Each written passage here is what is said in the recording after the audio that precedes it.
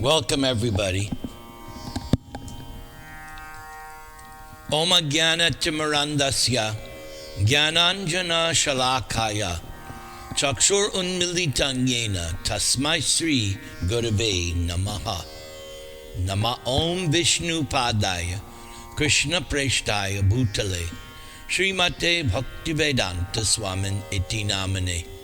Namaste Sarasvate Deve Gauravani Pracharane Nirvishesha Shunyavadi Paschatya Deshatarane Trinadapi Sunichena Tarar Iva Sahishnuna Amanina Manadena Kirtaniya Sada Hari Harir Nama Harir Nama Harir Nama Iva Kevalam Kalau Nastyeva Nastyeva Nastyeva Gatir Anyata Shri Krishna Chaitanya Prabhu Nityananda Sri Advaita Gadadhara Srivasa Arigor Bhaktivedanta Hare Krishna Krishna Krishna Hare Hare Hare Rama Rama Rama Hare Hare. So what I'm going to do for you today, first we're going to get in the mood of understanding Gita by reciting the Gita Mahatmyam by Sri Shankara Acharya. Gita Shastram idang punyang ya pathet prayatak puman Vishno padam avapnoti baya shokadi varjita. One who with a regulated mind recites with devotion this Bhagavad-Gita scripture, which is the bestower of all virtue, will attain to a holy abode such as Vaikuntha, the residence of Lord Vishnu, which is always free from mundane qualities based on fear and lamentation. Gita dhyayana shilasya pranayama parasya cha naiva santi hi papani purva janma kritani cha. If one reads Bhagavad-Gita very sincerely and with all seriousness, then by the grace of the Lord, the reactions of one's past deeds will not act. Maline mochanang pungsang jalasnanang dine sakrid gitamrita snanang sangsara mala nashanam. One may cleanse oneself daily by taking bath and water. But if one takes a bath even once in the sacred Ganges water of Bhagavad-Gita, for such a person the dirt of material life is altogether vanquished. Gita sugita kartavya kim anyay shastra vistarai ya swayang padmanabhasya mukha padmad vanisrita. Because Bhagavad-Gita is spoken by the Supreme Personality of Godhead, one need not read any other Vedic literature. One need only attentively and regularly hear and read Bhagavad-Gita. In the present age, people are so absorbed in mundane activities that it is not possible for them to read all the Vedic literatures. But this is not necessary. This one book, Bhagavad-Gita, will suffice, because Bhagavad-Gita is the essence of all Vedic literatures, and especially because Bhagavad-Gita is spoken by the Supreme Personality of Godhead, Bhagavan Sri Krishna. Bharatamrita vasarvasvam Vishnu bhaktrad vinisritam Gita gangodakam pitva punar janmana vidyate. By drinking the Ganges waters of the Gita, which is the divine quintessence of Mahabharata, emanating from the holy lotus mouth of Lord Krishna, one will never take rebirth in this material world again. In other words, by devotionally reciting Bhagavad-Gita, the cycle of birth and death is terminated. Sarvo Pashanido Gavo Dogda Gopala Nandana Partho Vatsa Sudhir Bhokta Dugdam Gitam Ritang Mahat. All the Upanishads are like a cow, and the milker of that cow is Sri Krishna, the son of Nanda. Arjuna is the calf, and the beautiful nectar of the Gita is its milk. And the fortunate devotees of fine theistic intellect are the drinkers and enjoyers of that milk. Ekam Shastram Devaki Putra Gitam, Eko Devo Devaki Putra Eva, Eko Mantrastasya Namani Yani, Karmapyekam Tasya Devasya Seva. There need be only one holy scripture, the divine Gita, sung by Lord Sri Krishna. There need be only one worshipful Lord, Lord Sri Krishna.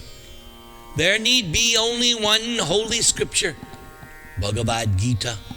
Only one mantra, his holy names. And only one duty, devotional service unto that supreme worshipful Lord, Sri Krishna.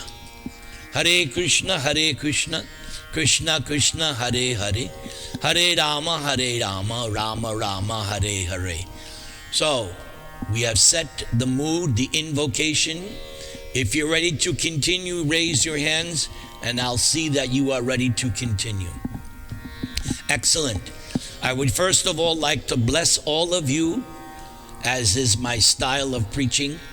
Vancha kalpatarubhyascha, kripa sindhubhya evacha, patitanang pavanebhyo, vaishnavebhyo namo namaha. May Krishna in your heart inspire you, bless you, protect you, and maintain you. So now we will commence with my Bhagavad-Gita Summary. So many years ago, I went through the Bhagavad-Gita and found all the sections where Prabhupada himself gives a summary. So that is the basis of this class. And also, you will see how I break out the Gita into subsections. You'll see as I proceed. So first, let's hear the words of our spiritual master, His Divine Grace A.C. Bhaktivedanta Swami, Srila Prabhupada. Prabhupada writes in the Gita, Bhagavad-Gita is the widely read theistic science summarized in the Gita Mahatmyam, glorification of the Gita, which we just did. There it says that one should read Bhagavad-Gita very scrutinizingly with the help of a person who is a devotee of Sri Krishna and try to understand it without personally motivated interpretations. The example of clear understanding is there in Bhagavad-Gita itself, in the way the teaching is understood by Arjuna, who heard the Gita directly from the Lord. If someone is fortunate enough to understand Bhagavad-Gita in that line of disciplic succession without motivated interpretation, then he or she surpasses all studies of Vedic wisdom, all scriptures of the world. One will find in Bhagavad-Gita all that is contained in other scriptures, but the reader will also find things which are not to be found elsewhere. And for me personally, I can testify to this. Having been brought up in the Christian movement and having read the Bible for so many first 15, 16 years of my life, this was my experience. When I came upon Srila Prabhupada, his Krishna book, his Gita, his Bhagavatam, then I could understand, oh, this is now going way beyond what I was taught in school. So I can readily appreciate this. Let's continue. So this is the specific standard of the Gita. It is the perfect theistic science because it is directly spoken by the Supreme Personality of Godhead, Lord Sri Krishna.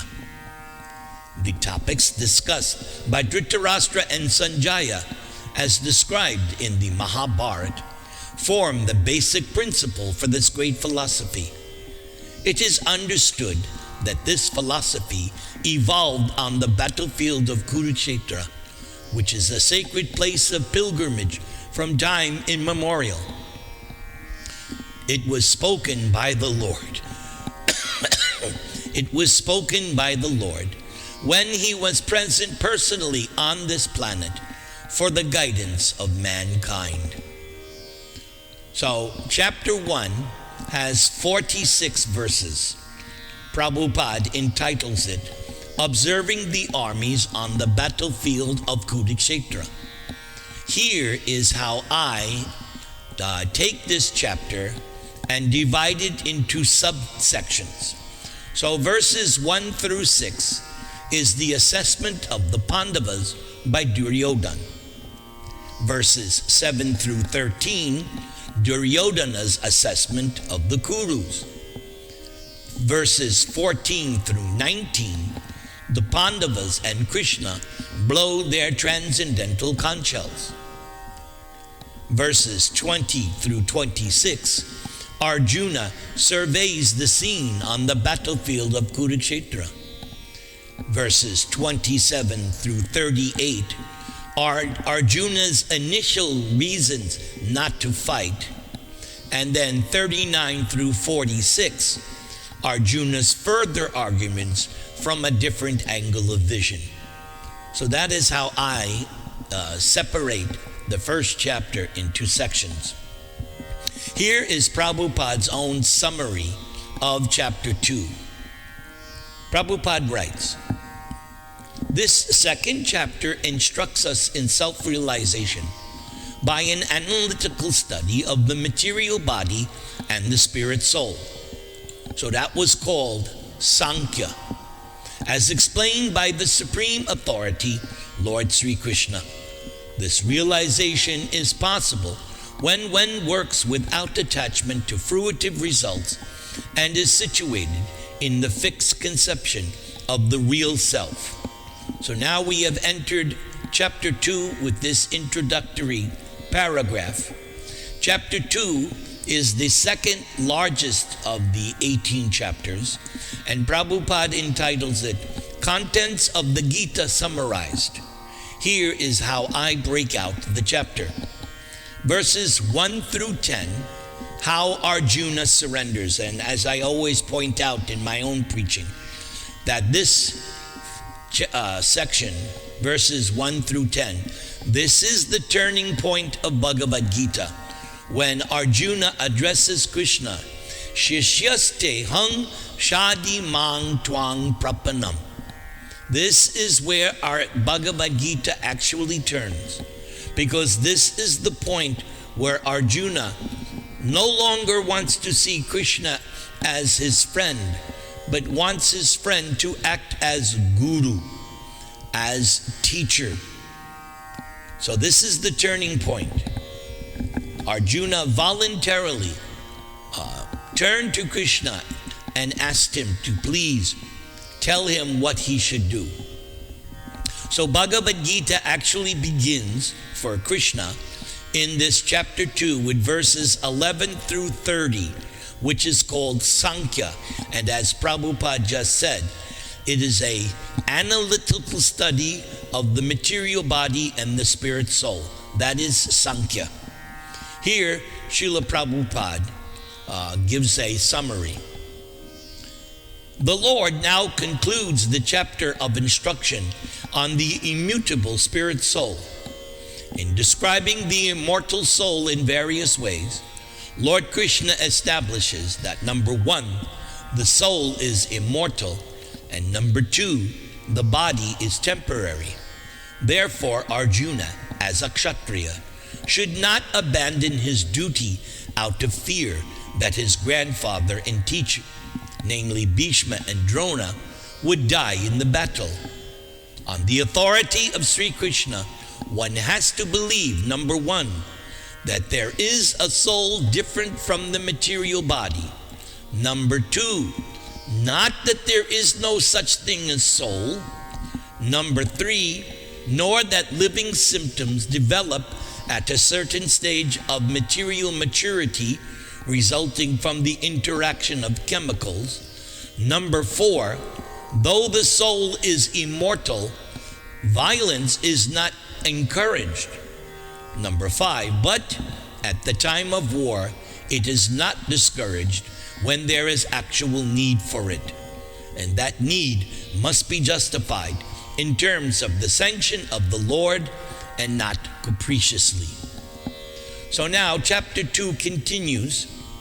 In my breakdown, I give verses 31 through 38, Kshatriya Dharma, verses 39 to 53, Buddhi Yoga, and verses 54 through 72, Symptoms of Transcendence.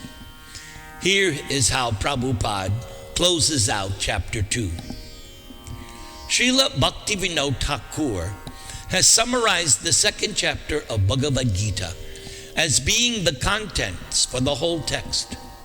In Bhagavad-Gita, the subject matters are Karma Yoga, Jnana Yoga, Bhakti Yoga. In the second chapter, Karma Yoga and Jnana Yoga have been clearly discussed, and a glimpse of Bhakti Yoga has also been given as the contents for the complete text. So now we begin chapter 3. The Supreme Personality of Godhead, Sri Krishna, has very elaborately described the constitution of the soul in the previous second chapter, with a view to delivering his intimate friend Arjuna from the ocean of material grief. Then the path of realization has been recommended, Buddhi Yoga or Krishna consciousness. Sometimes Krishna consciousness is misunderstood to be inertia, and one with such a misunderstanding often withdraws to a secluded place in order to become fully Krishna conscious by chanting the holy name of Lord Krishna. But without being trained in the philosophy of Krishna consciousness, it is not advisable to chant the holy name of Krishna in a secluded place where one may acquire some cheap adoration from the innocent public. Arjuna also thought of Krishna consciousness or Buddhi Yoga or intelligence and spiritual advancement of knowledge as something like retirement from active life and the practice of penance and austerity at a secluded place. In other words, Arjuna wanted to skillfully avoid the fighting by using Krishna consciousness as an excuse. But as a sincere student, Arjuna placed the matter before his master, Lord Sri Krishna, and he questioned Krishna as to his best course of action. I'll repeat that.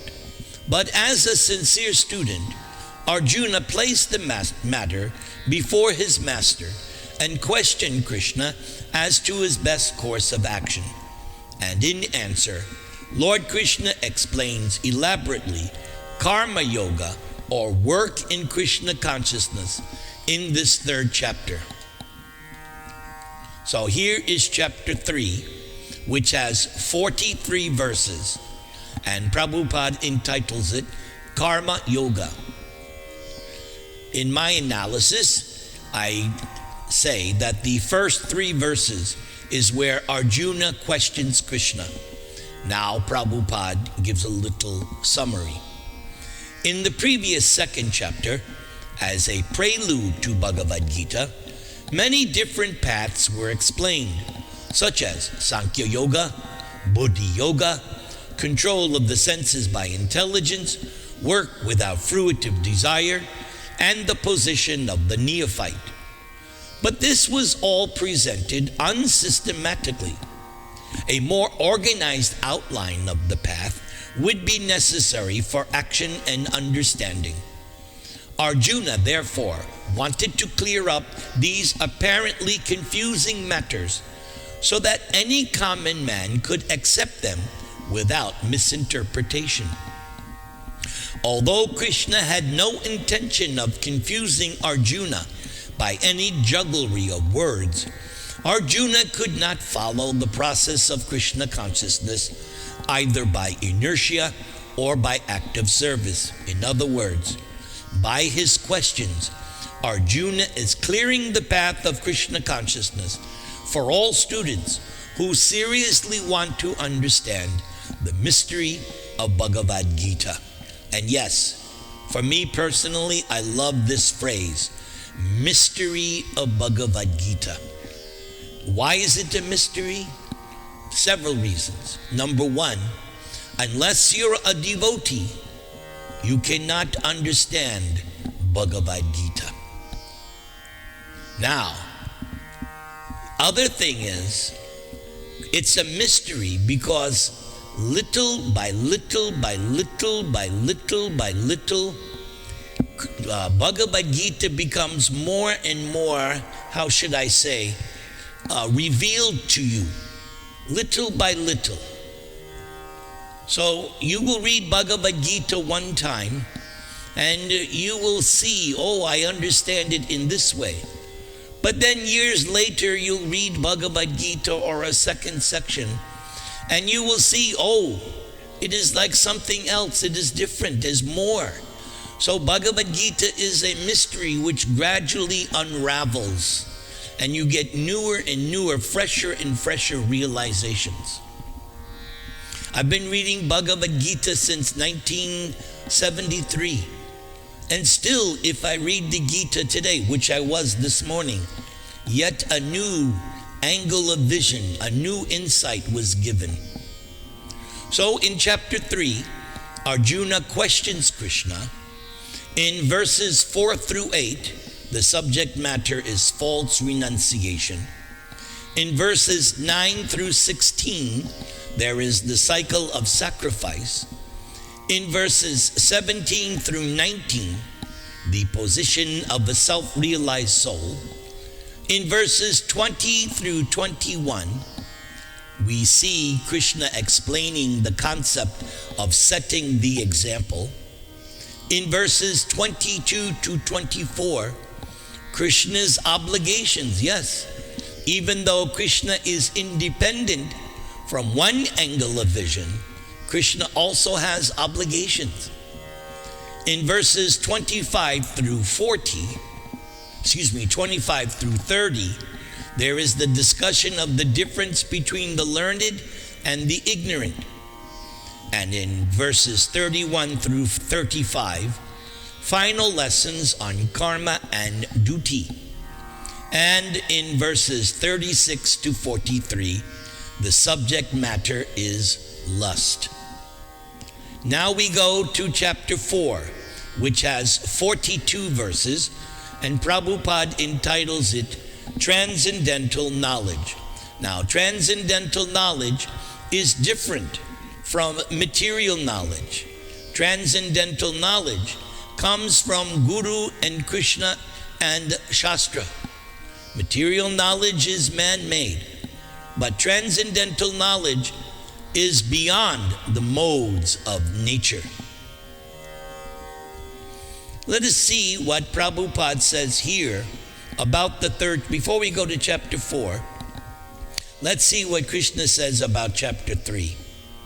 The third chapter of the Bhagavad-Gita is conclusively directive to Krishna consciousness by knowing oneself as the eternal servitor of the Supreme Personality of Godhead, without considering impersonal voidness to be the ultimate end.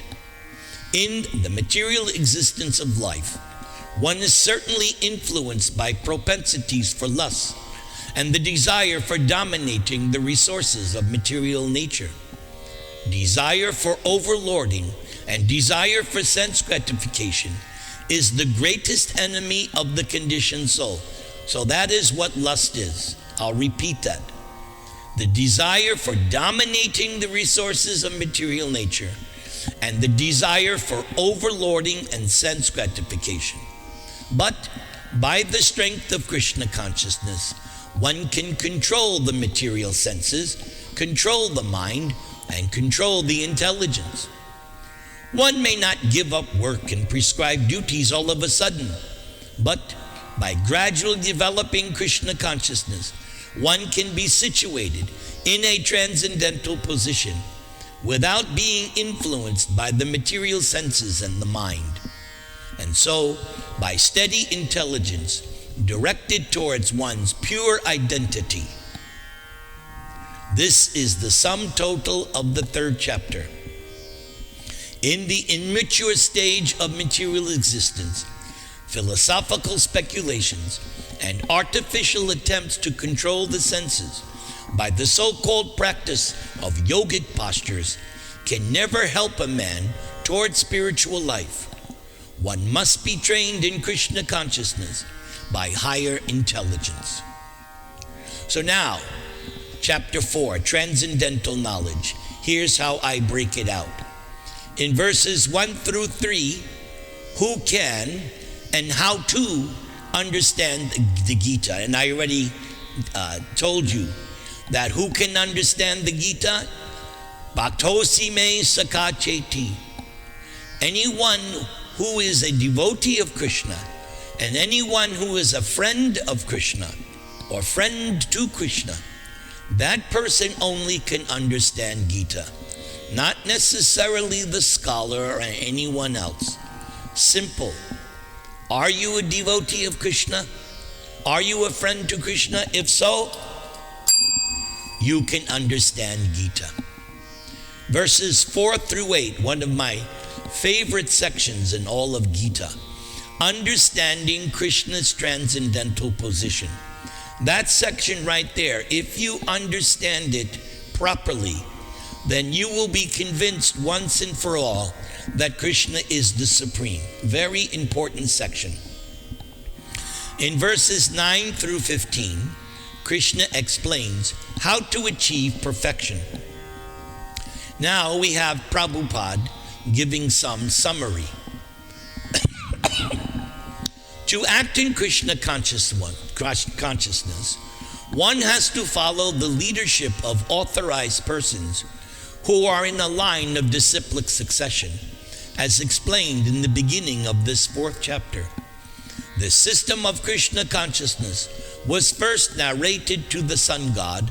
The sun god explained it to his son Manu. Manu explained it to his son Ikshvaku, and the system is current on this earth from that very remote time. Therefore, one has to follow in the footsteps of previous authorities in the line of disciplic succession. Even the most intelligent man otherwise will be bewildered regarding the standard actions of Krishna consciousness. For this reason, the Lord decided to instruct Arjuna in Krishna consciousness directly. And because of the direct instruction of the Lord to Arjuna, anyone who follows in the footsteps of Arjuna is certainly not bewildered. So that is us. We are following in the footsteps of Arjuna. When we study Bhagavad-Gita, that is called following the footsteps. So as it says here, if you read this Bhagavad-Gita, you will never be bewildered. Okay, let's continue with chapter 4. Verses 16 through 23, understanding karma. Verses 24 through 31, understanding sacrifice. And verses 32 through 35, Krishna's final instructions on sacrifice. At this point, Prabhupada gives a little summary. By Maya alone, Arjuna thought that the temporary bodily relationships with his kinsmen was more important than his eternal spiritual relationship with Krishna. The whole teaching of the Gita is targeted toward this end. See, Prabhupada is telling you what is the essence of Gita? The whole teaching of the Gita is targeted to this end. What? That a living being, as Krishna's eternal servitor, can never be separated from Krishna. And one sense of being and identity apart from Krishna is called Maya. Good definition of Maya. There are many definitions. This one is brilliant. A sense of being and identity apart from Krishna. The living entities, as separate parts and parcels of the Supreme, have a purpose to fulfill. Having forgotten that purpose since time immemorial, they are situated in different bodies as men, animals, demigods, etc. Such bodily differences arise from forgetfulness of the transcendental service of the Lord. But when one is engaged in transcendental service through Krishna consciousness, one becomes at once liberated from this illusion. One can acquire such pure knowledge only from the bona fide spiritual master, and thereby avoid the delusion that the living entity is equal to Krishna. Very, very important. We will never be exactly equal to Krishna, because there is a word, asamardva. No one is equal to Krishna. No one is greater than Krishna. So this will always be our position. Chapter 4 finishes up with verses 36 to 42, understanding transcendental knowledge. Here, Prabhupada gives another summary. So when we speak of transcendental knowledge, we do so in terms of spiritual understanding. As such, there is nothing so sublime and pure as transcendental knowledge. Ignorance is the cause of our bondage, and knowledge is the cause of our liberation. This knowledge is the mature fruit of devotional service. And when one is situated in transcendental knowledge, he or she need not search for peace elsewhere, for one enjoys peace within oneself. In other words, this knowledge and peace culminate in Krishna consciousness, and that is the last word in Bhagavad-Gita. The yoga system instructed in this 4th chapter is called Sanatan Yoga, or eternal activities performed by the living entity. This yoga has 2 divisions of sacrificial actions. One is called sacrifice of one's material possessions, and the other is called knowledge of the self, which is pure spiritual activity. If sacrifice of one's material possessions is not dovetailed for spiritual realization, then such sacrifice becomes material. But one who performs such sacrifices with a spiritual objective or in devotional service makes a perfect sacrifice. For when we come to spiritual activities, we find that these are also divided into 2, namely, understanding of one's or self, or one's constitutional position, and the truth regarding the Supreme Personality of Godhead. One who follows the path of Bhagavad-Gita as it is can very easily understand these 2 important divisions of spiritual knowledge. For such a person, there is no difficulty in obtaining perfect knowledge of the self as part and parcel of the Lord. And such understanding is beneficial, for such a person can easily understand the transcendental activities of the Lord. In the beginning of this 4th chapter, the transcendental activities of the Lord were discussed by the Supreme Lord Himself. One who does not understand the instructions of Gita is faithless and is to be understood to be misusing the fragmental independence awarded to one by the Lord. In spite of such instructions, one who does not understand the real nature of the Lord as the eternal, blissful, all-knowing personality of Godhead is certainly fool number one. Ignorance can be removed by gradual acceptance of the principles of Krishna consciousness. Krishna consciousness is awakened by different types of sacrifices to the demigods, the sacrifice to Brahman, celibacy, householder life, in controlling the senses, in practicing mystic yoga, in penance, in foregoing material possessions, in studying the Vedas, and in partaking of the social institution called Varnashram Dharma. All of these are known as sacrifice, and all of them are based on regulated action. But within all these activities, the important factor is self-realization. And one who seeks that objective is the real student of Bhagavad-Gita. Just see how nice these sections I have selected. I'm giving you the quintessence of Bhagavad-Gita. But one who doubts the authority of Krishna falls down. One is therefore advised to study Bhagavad-Gita or any other scripture under a bona fide spiritual master with service and surrender. A bona fide spiritual master is in the disciplic succession from time eternal, and the spiritual master does not deviate at all from the instructions of the Supreme Lord as they were imparted millions of years ago to the Sun God, from whom the instructions of Bhagavad-Gita have come down to the earthly kingdom. One should therefore follow the path of Bhagavad-Gita as it is expressed in the Gita itself, and beware of self-interested persons who are after personal aggrandizement and who deviate others from the actual path.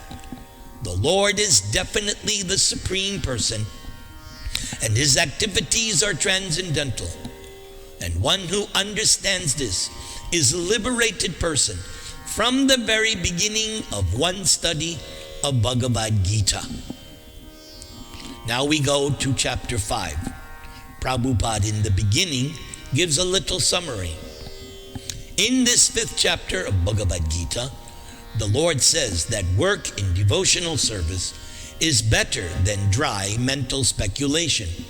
And devotional service is easier because, being transcendental in nature, it frees one from reaction. In the 2nd chapter, preliminary knowledge of the soul and its entanglement in the material body were explained. How to get out of this material engagement by buddhi yoga or devotional service was also explained therein. In the 3rd chapter, it was explained that a person who is situated on the platform of knowledge no longer has any duties to perform. And in the 4th chapter, the Lord told Arjuna that all kinds of sacrificial work culminate in knowledge. However, at the end of the 4th chapter, the Lord advised Arjuna to wake up and fight, being situated in perfect knowledge. Therefore, by simultaneously stressing the importance of both work in devotion and in action in knowledge, Krishna has perplexed Arjuna and confused his determination. Arjuna understands that renunciation in knowledge involves cessation of all kinds of work performed as sense activities. But if one performs work in devotional service, then how is work stopped? In other words, Arjuna thinks that sannyas, or renunciation in knowledge, should be altogether free from all kinds of activities, because work and renunciation appear to Arjuna to be incompatible. Arjuna appears not to have understood that work in full knowledge is non-reactive and is therefore the same as non-action. Arjuna inquires, therefore, whether he should cease work altogether or work with full knowledge. So we just heard a summary within a summary. Prabhupada is the expert teacher. In this one paragraph, we got a summary of 2, 3, and 4. This is why I love Srila Prabhupada. The way his books are composed. If you study Prabhupada's books carefully, line by line, you will become so knowledgeable, educated, you will become so first class. Please study Prabhupada's books line by line. These books, Prabhupada's books, are not like some novel.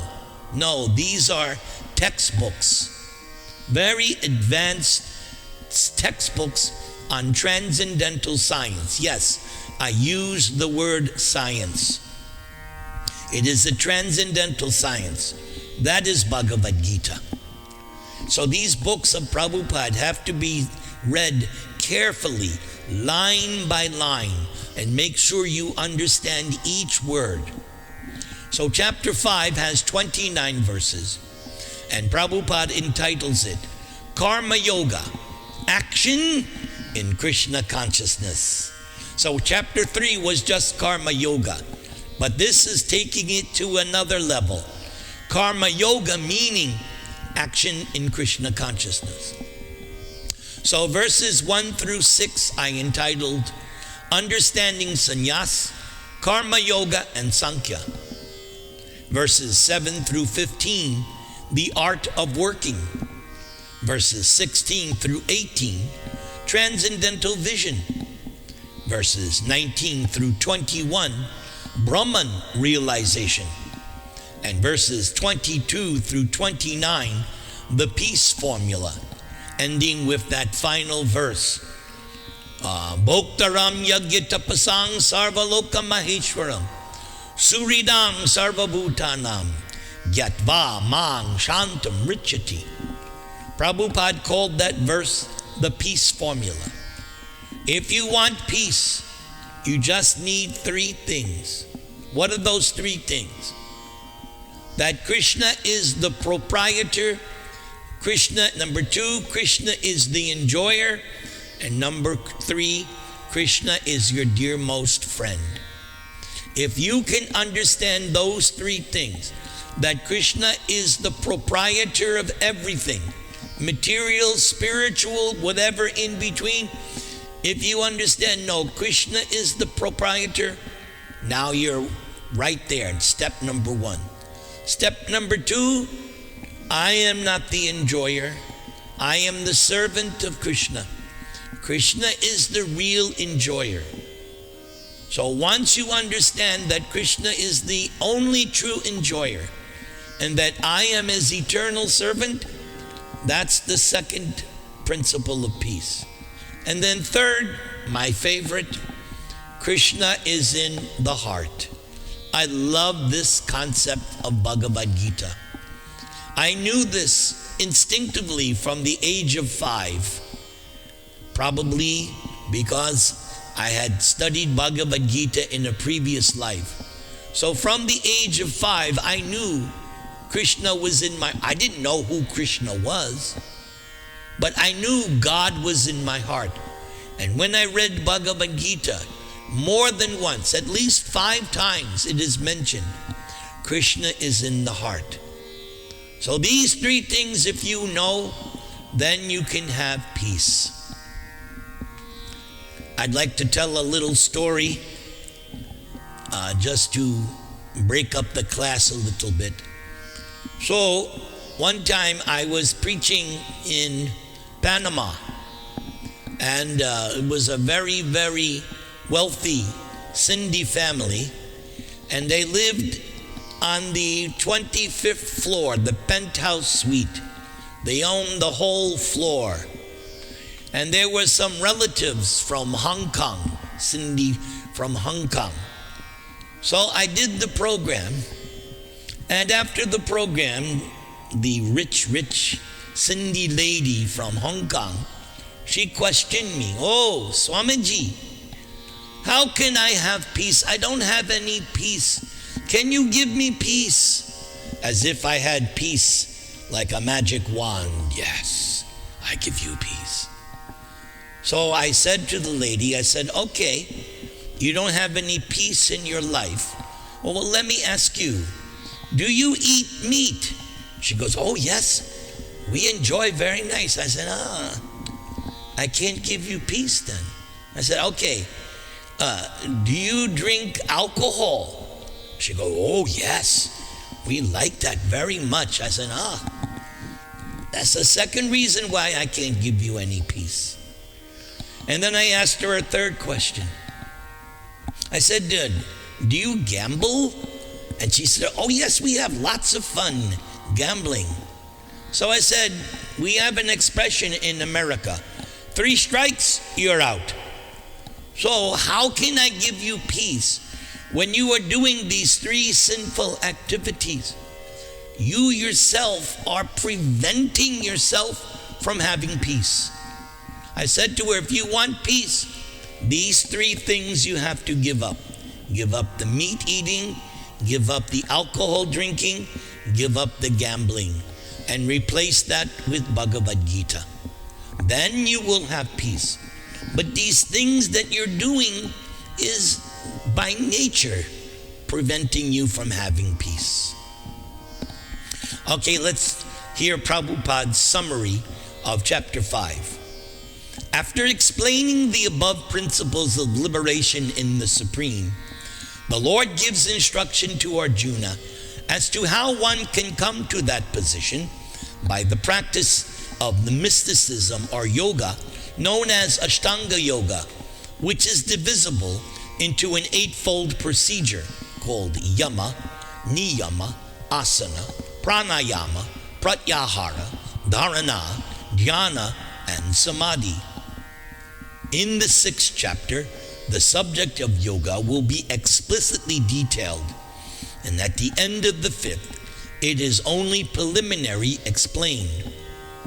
So one has to drive out the sense objects, such as sound, touch, form, and taste, and smell, by the pratyahara process in yoga.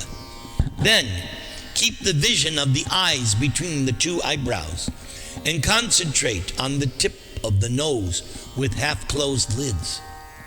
There is no benefit in closing the eyes altogether, because then there is a chance of falling asleep.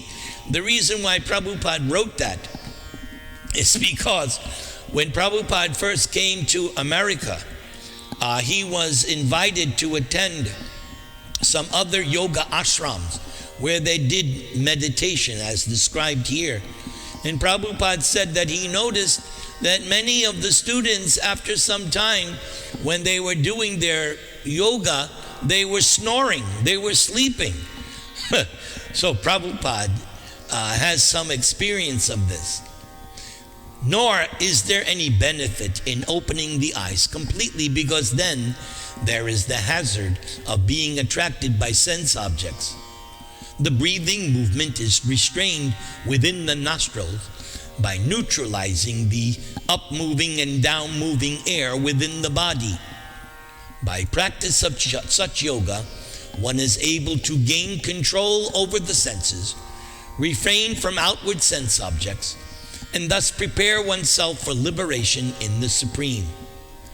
This yoga process helps one become free from all kinds of fear and anger, and thus feel the presence of the Supersoul in transcendental situation. In other words, Krishna consciousness is the easiest process of executing principles, yoga principles. Yes, this will be explained in chapter 9. In chapter 9, this will be explained by the line, Susukam kartam avyayam. Sukam. The practice of Krishna consciousness is sukam. Sukam means easy, enjoyable, pleasurable, happy. But when the affix su is added, su means even more so. So Krishna consciousness is the topmost pleasure, the easiest process. This will be thoroughly explained in the 6th chapter. A Krishna conscious person, however, being always engaged in devotional service, does not risk losing one's senses to some other engagement. This is a better way of controlling the senses than by Ashtanga Yoga. Yes, in Ashtanga Yoga, you simply restrain all the senses from acting. But in Bhakti Yoga or in Buddhi Yoga, you use the senses, but using them in a transcendental way, in a spiritual way, is better, because they're not engaged in material activities, they're engaged in spiritual activities. So this 5th chapter is a practical explanation of Krishna consciousness, generally known as Karma Yoga. So in this section, this first 6 sections of Bhagavad-Gita, Prabhupada has been using the term Karma Yoga, Buddhi Yoga, Bhakti Yoga, practically synonymous.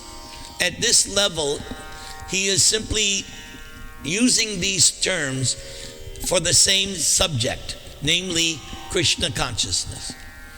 The question of mental speculation as to how Karma Yoga can give liberation is answered herewith.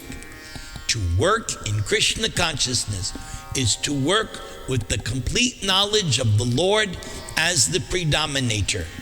That we already explained in the when I explained the peace formula. Such work is non-different from transcendental knowledge. Direct Krishna consciousness is Bhakti Yoga, and Jnana Yoga is a path leading to Bhakti Yoga. Krishna consciousness means to work in full knowledge of one's relationship with the Supreme Absolute Truth. And the perfection of this consciousness is full knowledge of Krishna, or the Supreme Personality of Godhead. A pure soul is the eternal servant of God as his fragmental part and parcel.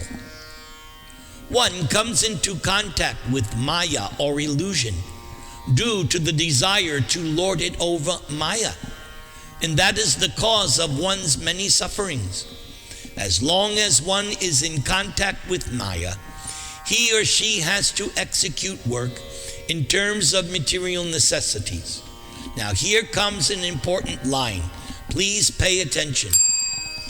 Krishna consciousness, however, brings one into spiritual life even while one is within the jurisdiction of matter.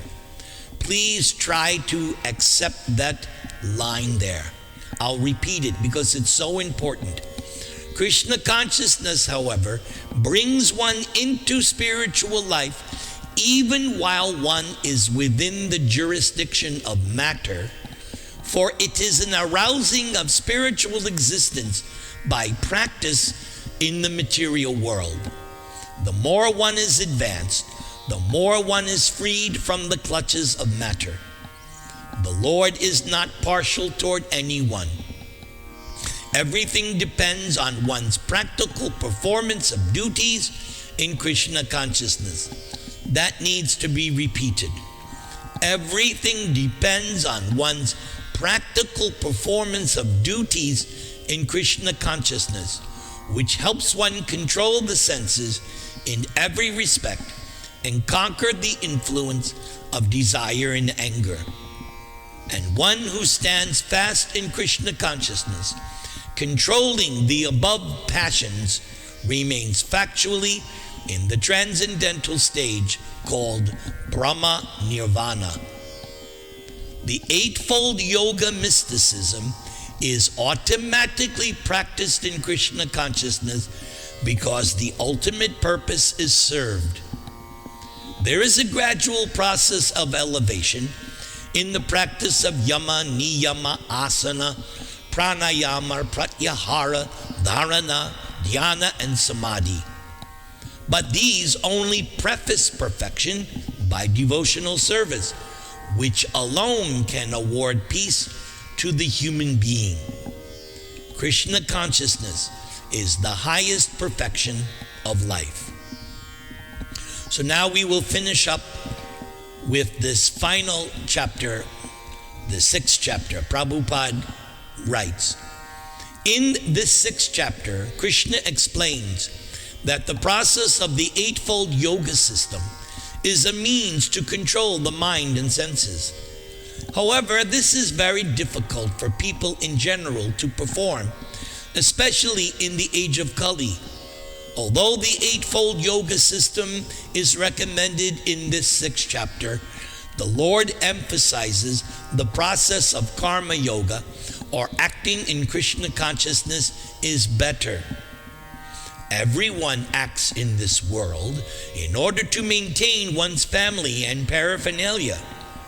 But no one is working without some self-interest, some personal gratification, be it concentrated or extended. The criterion of perfection is to act in Krishna consciousness, and not with the view to enjoying the fruits of work. To act in Krishna consciousness is the duty of every living entity, because all are constitutionally parts and parcels of the Supreme. Just as the parts of the body work for the satisfaction of the whole body, the limbs of the body do not act for self-satisfaction, but for the satisfaction of the complete whole. Similarly, the living entity who acts for satisfaction of the supreme whole and not for personal satisfaction is the perfect sannyasi, the perfect yogi. So chapter 6 has 47 verses. It is entitled Dhyana Yoga. Verses 1 through 5, the subject matter is renunciation. Verses 5 through 10, Atma as the mind, because according to Lord Chaitanya, this word Atma can have 7 different meanings. So it depends on the context. It depends on the angle of vision. Because 3 of the meanings, Atma can mean the soul, Atma can mean the mind, Atma can also mean the body. So one has to fully understand the context when using this word Atma. Verses 11 through 19, how to practice yoga. Verses 20 through 2 and 23, the perfection of yoga. Verses 24 through 32, finer points of yoga. Verses 33 through 36, the nasty mind and Arjuna's rejection of yoga. Verses 37 through 45, what becomes of the fallen yogi. And the chapter ends with verses 46 through 47, who is the best? So before we read Prabhupada's final summary, by breaking out this Bhagavad-Gita in these different subsections, you get to appreciate, wow, there is a lot of information that we have studied. And again, I am emphasizing that Bhagavad-Gita must be read slowly, carefully, and digested.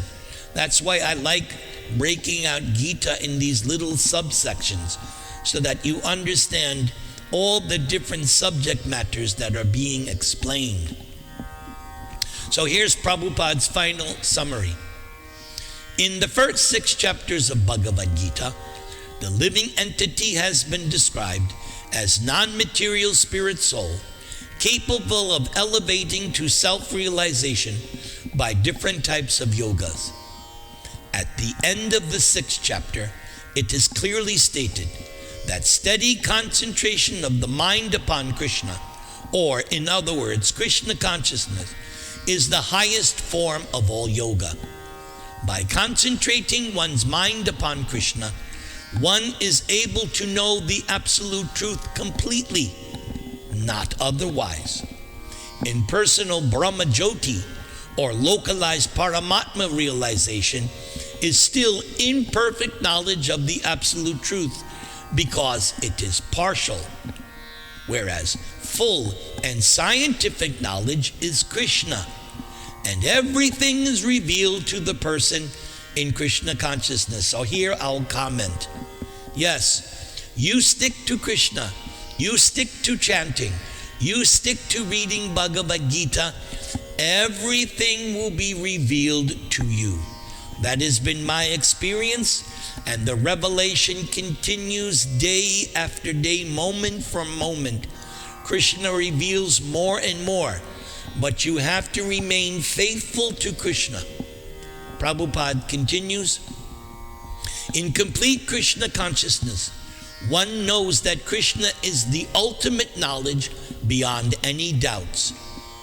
Different types of yoga are only stepping stones on this path of Krishna consciousness. One who takes directly to Krishna consciousness automatically knows about Brahma Jyoti and Paramatma in full.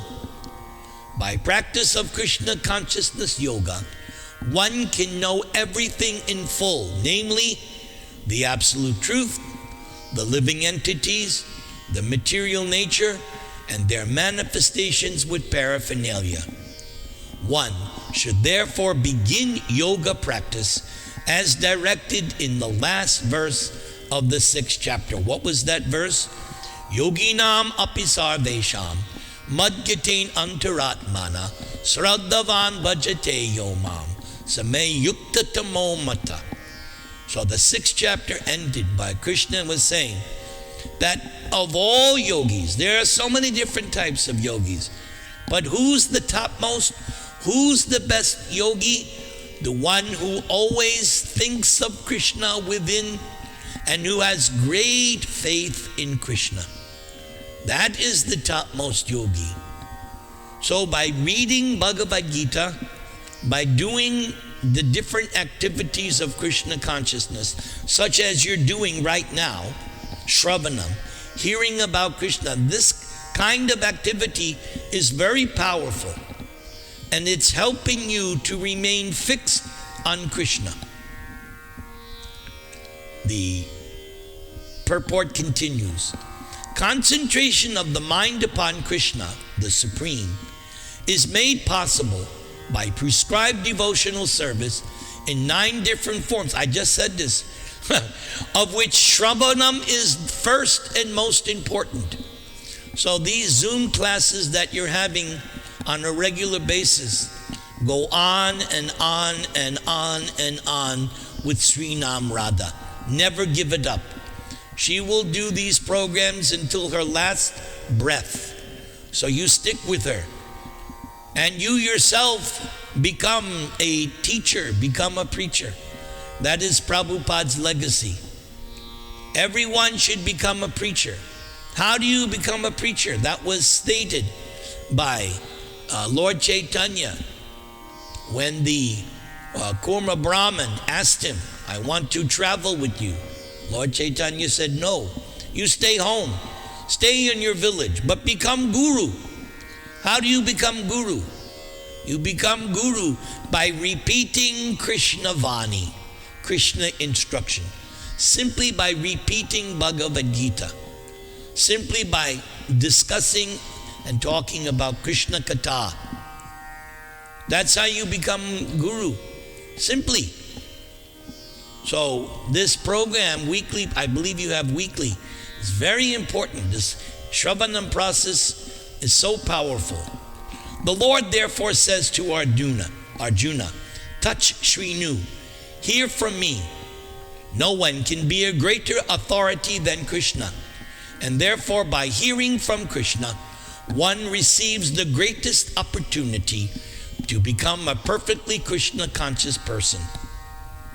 One has to learn from Krishna directly or from a pure devotee of Krishna and not from a non-devotee upstart puffed up with academic education. So that's my analysis of this 6th chapter, first 6 chapters. I will point out that Prabhupada says that there are 18 chapters in Bhagavad Gita and they can be divided into 3 sections of 6 chapters each. So I don't know if you have started already, but once you start chapter 7, you're in the middle 6 chapters. And Prabhupada says those middle 6 chapters are the most important of all the 18 chapters. And the first 6 chapters and the last 6 chapters are protective coverings of these middle 6 chapters. So you do not want to miss these classes that Sri Nam Radha is doing. This is the real Bhagavad Gita right here. So Sri Nam Radha, do we want questions or do we want kirtan? What do we want? Does anybody have a question? If anybody has a question, you can ask this.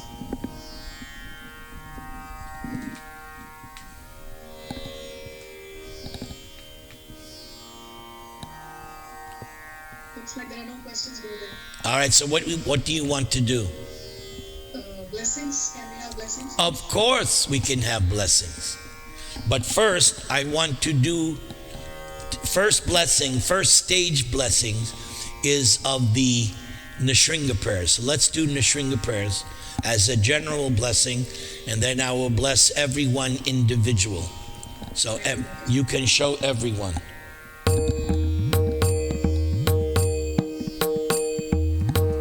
Namaste Narasimhaya Praklada Klada Dayane Hiranya Kashipur Vakshaha Shilatankana Kalaye Ito Nrsinga Parato Nrsingho Yato Yato Yami Tato Nrsingha Vahi Nrsingho Hridaye Nrsingho Nrsingham Adim Sharanam Prapadye Nrsingham Adim Sharanam Prapadye Tavakara Kamalavare Nakam Adbhuta Sringam Dalita Hiranyakashipu Tanu Bringam